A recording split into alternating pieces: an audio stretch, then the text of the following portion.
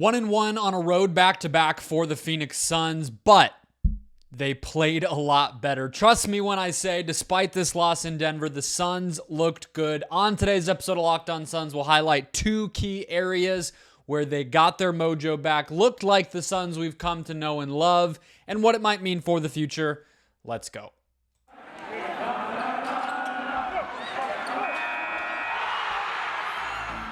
You are Locked On Suns, your daily Phoenix Suns podcast. Part of the Locked On Podcast Network, your team every day.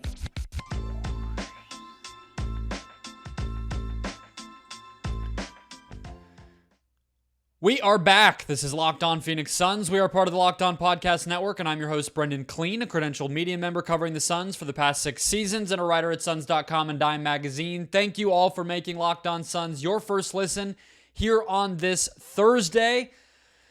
2 games to talk about. I missed yesterday's show, but wherever you are finding us, YouTube, Spotify, Apple, your favorite platform, we are there. Get this show in your feed every single Monday through Friday by hitting subscribe, hitting follow, and checking back every day to get more content about your favorite team.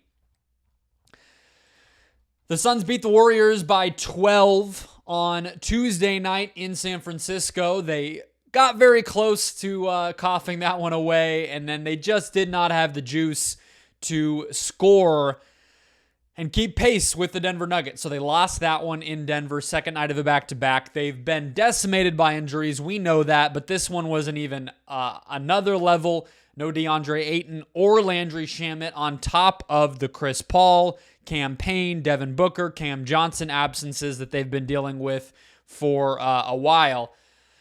We'll get to the injuries to close the show, just as far as an update for everybody of when those players might start to come back, and getting to the end of January, a little bit of a light at the end of the tunnel. But we're going to get to 2 ways that the Suns looked better, and I promise that they were there. They really do exist. I'm not making this up. And we got to start with Mikal Bridges. So against the Warriors, 41 minutes, and I think this was one of the best games he's played all season. When you just consider the teammates that he had around him, no shots at anybody, but look, this is the Suns' C team. It's not even their B team, it is their C team. They were literally missing, aside from Bridges, their top 7 players on the team against the Warriors. And so 41 minutes, he had 26 points, 9 rebounds, 5 assists, just 1 turnover, and 3 blocks. All right, he got to the free throw line 7 times, and he was just in control. So I'm not going to attribute Steph Curry returned in this game. I'm not going to attribute Bridges' defense as the reason. I think Steph looked very rusty, and there were still moments, especially in that fourth quarter, which Steph played all of, got all the way up to 31 minutes in his return after missing a month, where Steph still looked like himself. So I'm not even going to go too hard on that. Really what I'm talking about is the offense, the poise, I guess versatility, I want to say. Like, the best kind of a Bridges game, in my opinion, is when there will be some ball handling moments. I think we might need to gradually let up on our expectations when it comes to him being a primary ball handler type of player, or even a secondary ball handler type. But that can be mixed in. He can run a few pick and rolls. He can attack a few closeouts. He can take it in transition a little bit with the ball in his hands.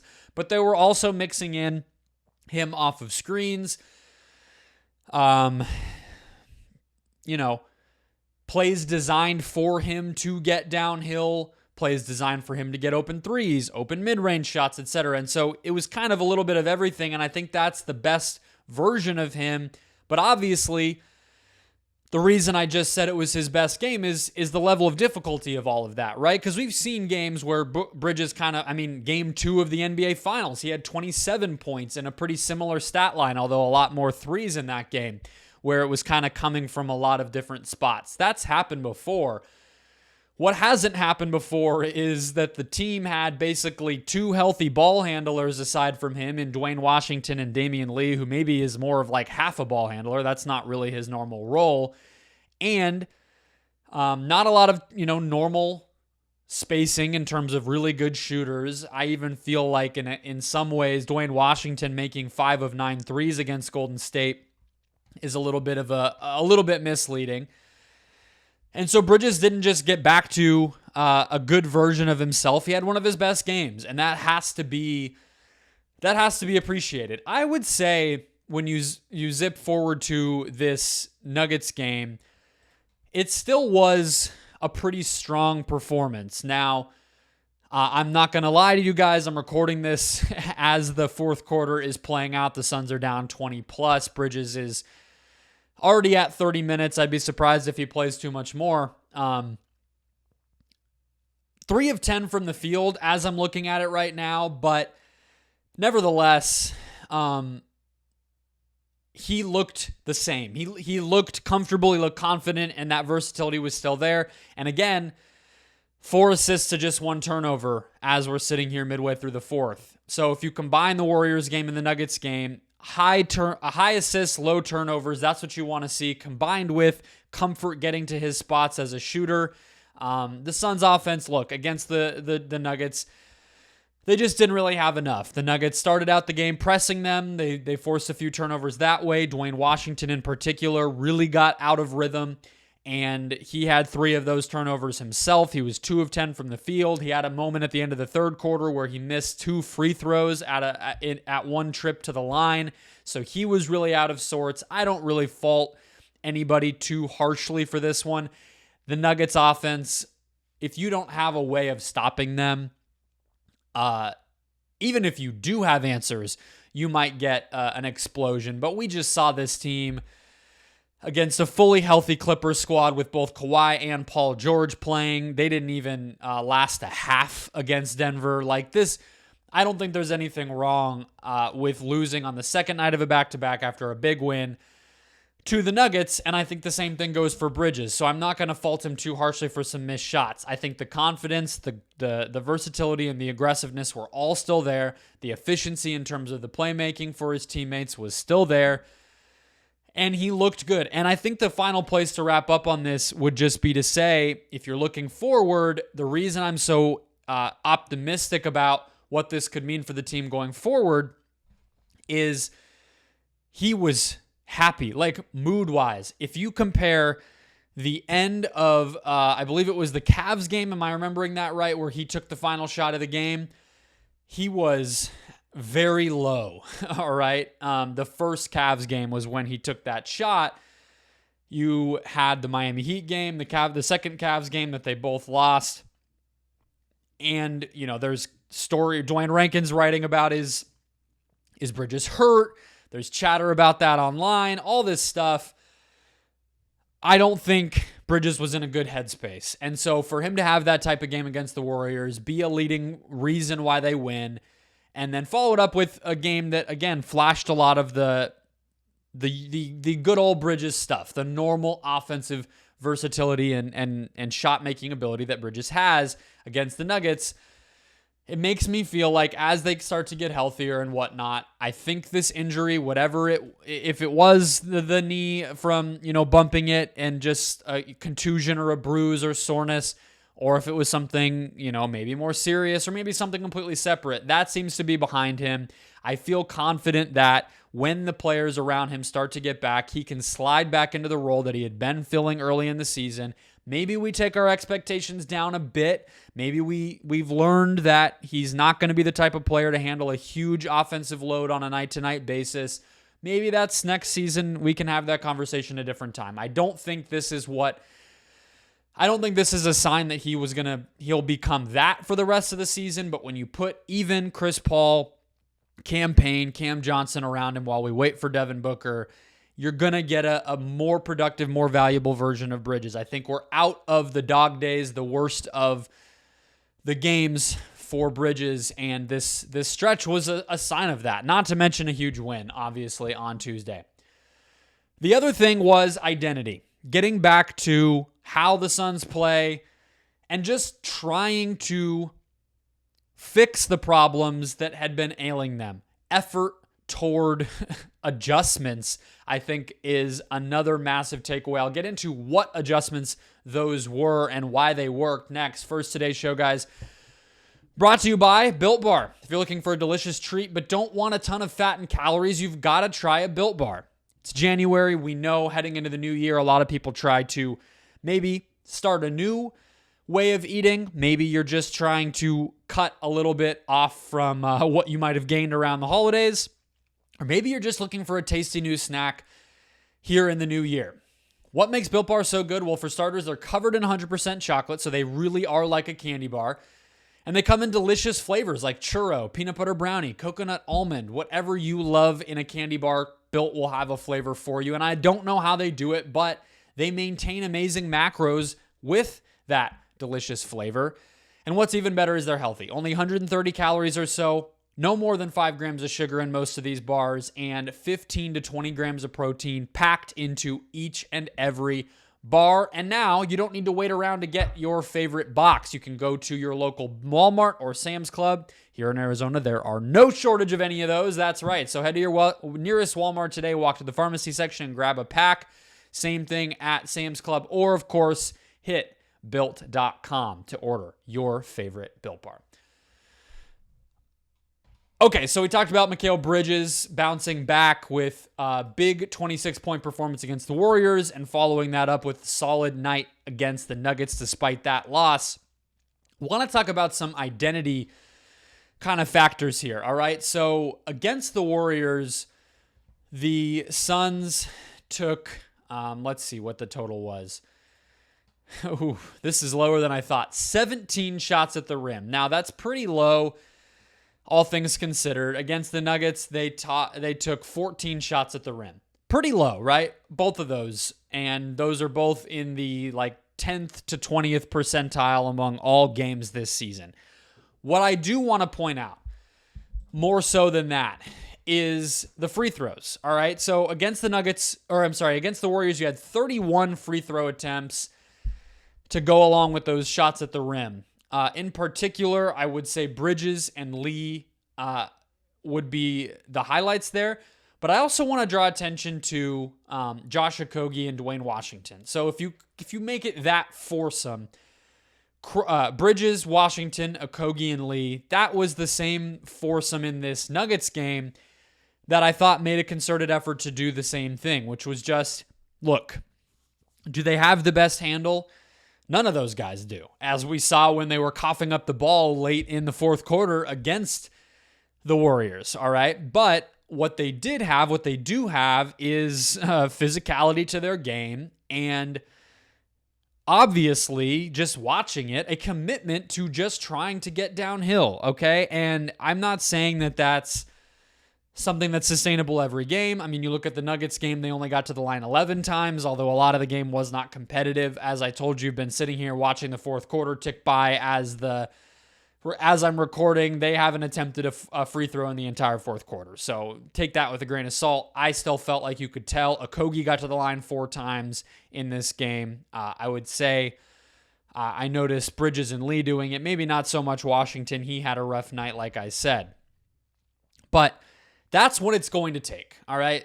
I would point no further than Devin Booker, which is when the noise or the frustration with the officials, whatever it is that motivates Booker, we've all seen these games where enough is enough, and he puts his head down and he gets, he could get 10 to 15 free throw attempts if he wants to, right? And we can talk about the whole dynamic of his situation getting to the basket when he comes back, and I think we can even give it a grace period because no one's going to want to be negative about Booker when we finally get to watch him on the court again. But it's the same. It applies to him too. And it's going to be the case for the whole team. They do not have players, maybe aside from Campaign, although he doesn't even really draw a lot of fouls. Booker is hit or miss there. They just don't have the roster that's built to parade to the free throw line. I don't even think the Nuggets do either. There's plenty of teams that are really good that don't do that, but the Suns, I think, are particularly bad at it, right?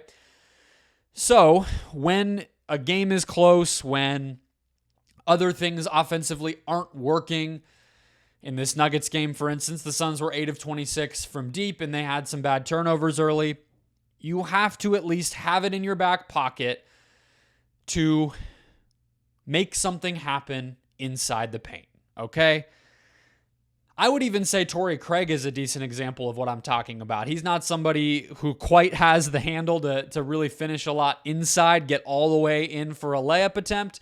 But even Craig, there were a lot of plays during these dog days of injuries where even Craig is going to take a couple dribbles, get to his mid-range, and he might make it. And it's like, maybe it took just rock bottom with the health for some of these habits to crop back up. But it honestly, to me watching it, it's like, yeah, these guys all play basketball. Like there's this reputation, a reputation from Marquette. This is what it's making me think of. I'm sure you've heard this, where whether it was Tom Crean or the guy the W name guy who's the coach there now, whatever it is, both of those coaches, the university culture, whatever, there's just this idea they kind of they develop and mature just like hoopers, right? Just like guys who know how to play basketball.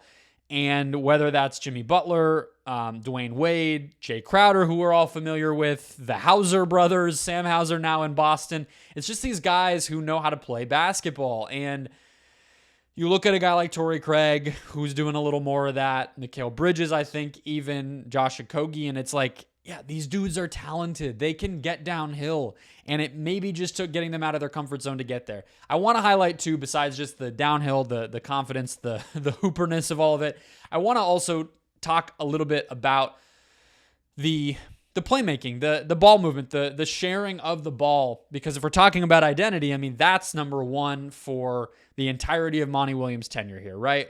We might be different people. It might be vaguely different sets. It might be different guys who are being featured. But what stays the same is the ball movement, is that 0.5 mentality. You're going to make a decision within half a second of getting the ball, right? And so they had 26 assists in both of these games. It might actually go up in this Denver game before it's all said and done. Kept the turnovers relatively low. We know the end of the fourth quarter against Golden State was rough, but kept the turnovers low and moved the ball. And in particular, I want to highlight Dario Saric, okay? Because I don't know if he can do it every night. I don't know if he can hold up in the playoffs. I mean, you even think back to 2021, his role was diminished in the postseason versus what it had been when he was a pretty genuine Sixth Man of the Year candidate in the regular season. But in both of these games, he was very good, I think it's fair to say. All right, he 19, 9, and 7 with 3 made triples against Golden State. And then even in Denver, like I said, a lot of these guys didn't even play the fourth quarter. Dario had 11 points.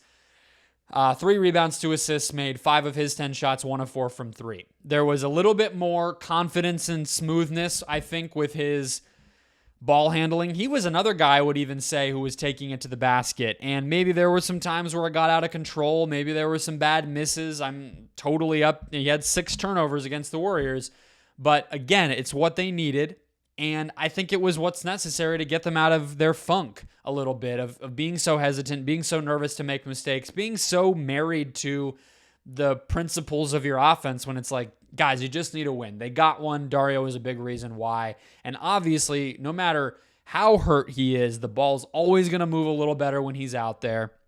I think a guy like Dwayne Washington having some strong nights lately, I connect that directly to Dario Saric, who is going to be the perfect player when you have somebody who's maybe not fully comfortable operating an offense with their ball in their hands like Washington, but still has ability to score, still has the ability to make some types of reads as a passer, get him going, get him, the ball in motion and allow him to make something happen. Dario is going to be a great player to help set that up, so it's not a coincidence that connection has really blossomed.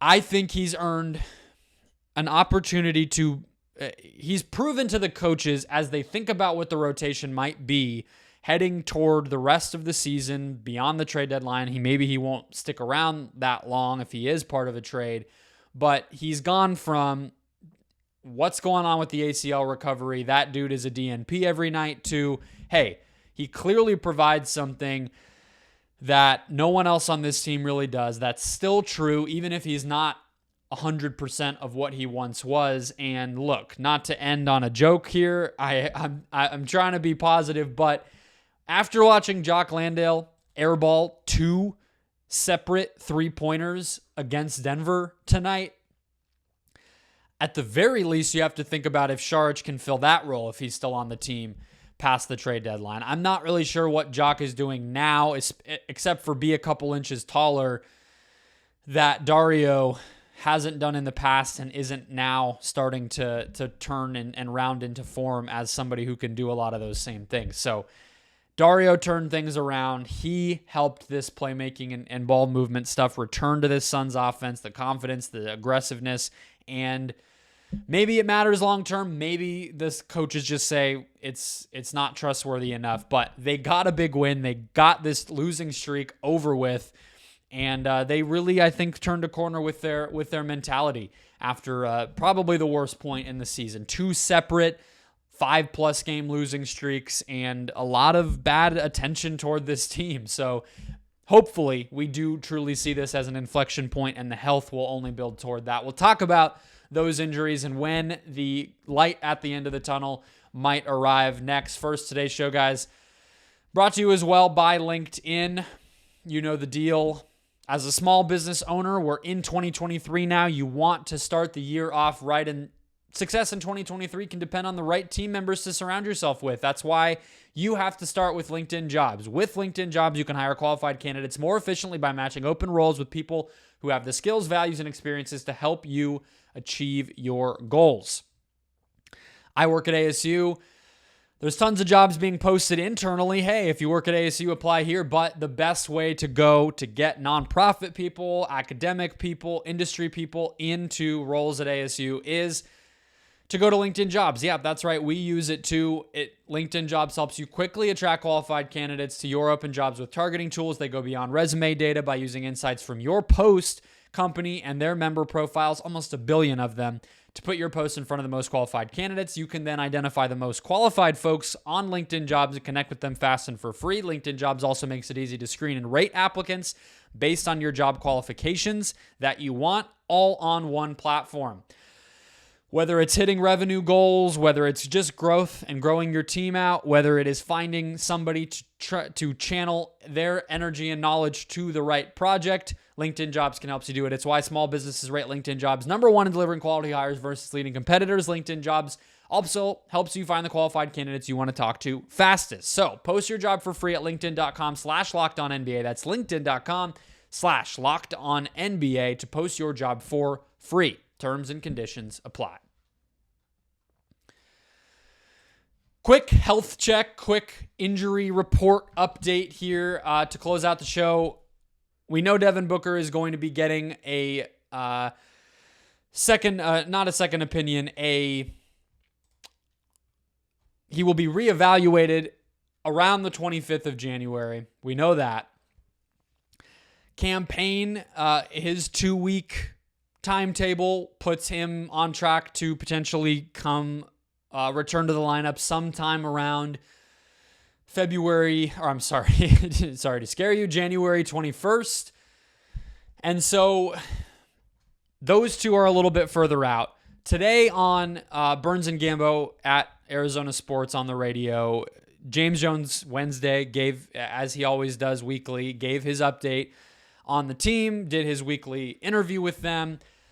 And he was asked about Cam Johnson. What he said is he used the word soon. That's vague, right? But what he did do, and I don't want to overread into this because I'm sure that's exactly what he was trying to avoid, but he said, I do know at some point soon we should get him back. I just can't tell you if that's going to be in 5 days, 10 days, but every day he's getting closer. All right, so what that says to me is Jones has a loose idea in his head, right? He just likes to be coy and never wants to say anything. So he isn't going to say it straight out. Plus, he doesn't want to put pressure on his player who just had a serious injury and a surgery. And I get all that. I'm not even really faulting him, although I kind of am.